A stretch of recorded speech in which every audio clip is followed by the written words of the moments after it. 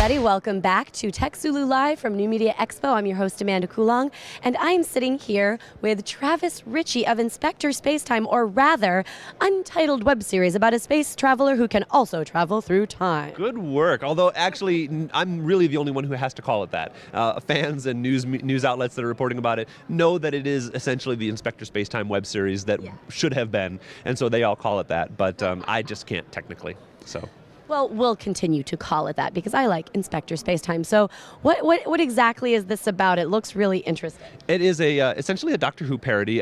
In the third season of Community, the NBC TV show, I appeared as this Doctor Who-esque character named Inspector Spacetime. And the amazing thing about it was just a short little show within a show, and one of the characters is showing another character this TV show that she says is a British sci-fi series that's been on the air since 1962. And after that aired, this little 15-second clip, fans took that and built an entire history of this fake 50-year-old show that never existed. And and it was just the most amazing just explosion of creativity on the internet around this character. And so we wrote a web series. My writing partner and I have done web series before, Robot Ninja and Gay Guy, Smiley Town. We do a series of Mac vs. PC parodies. So we were kind of prepared to take advantage of this kind of a thing. So we wrote a web series, tried to pitch it, got no response from it, one way or another. And so when this third season of Community finished airing, and nobody knew if there was going to be a fourth season, and in the meantime, fans were also out there making merchandise, T-shirts and posters and iPhone cases. Making merch too? And making money off of it because they demanded it, and the network wasn't doing anything about it. They weren't giving the fans, it's like, shut up and take my money. But they wouldn't do it. And so we thought, well, let's just make this web series. We won't make a dime on it. We just, if fans wanted enough to fund it, we'll know it's good enough to do. And so we did. And although in the middle of fundraising, I got a call from a Sony lawyer, not a cease and desist, nothing legal. And to be frank, I didn't want to fight with one of my favorite shows. So we agreed to change the name and the look of the character. And so now Untitled Web Series is the official name.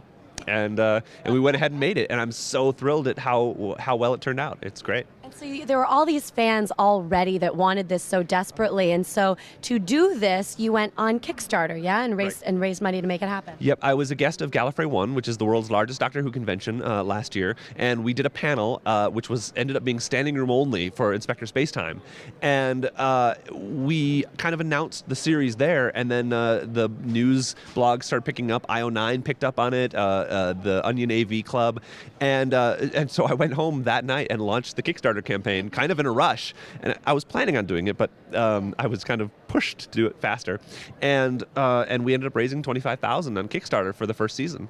Fans wanted it that badly. That badly. It was really amazing, and not only giving their money, but also their skills. Like, so much of what's in the series is from fans. We had a fan make the optic pocket knife, which is the inspector's weapon or tool. We had fans make his costume and come in and do like CGI for the actual show, like special effects.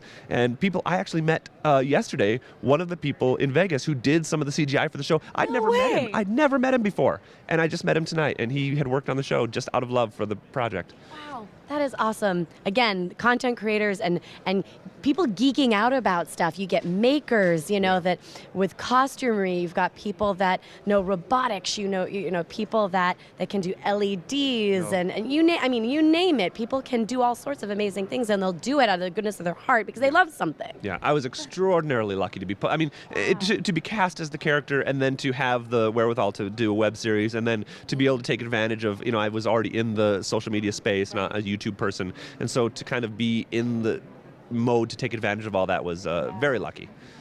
So what are some of the things that you did on Kickstarter as well to help kind of fuel people to give? I mean, obviously it was an interesting, unique situation because you had a bunch of people that really wanted this to happen anyway. But that aside, there's still some things that you can do on something like Kickstarter to make it work well. Right. Again, I was very fortunate to have so many people helping get the word out. So so I didn't have to do that. I didn't have to bug friends as much. I didn't have to post on Facebook, hey, everybody share this project, because we all know kind of how, tough that can be. Yeah. And so But what I did do is engaged with the fans. I made updates. I made sure to give as much as we had as far as information. I made sure to be as transparent as I could possibly be about how we were spending the money, what we needed it for, and I think that really resonated with fans. They saw how much passion I had for the project, and it matched their own, and so they were engaged that way.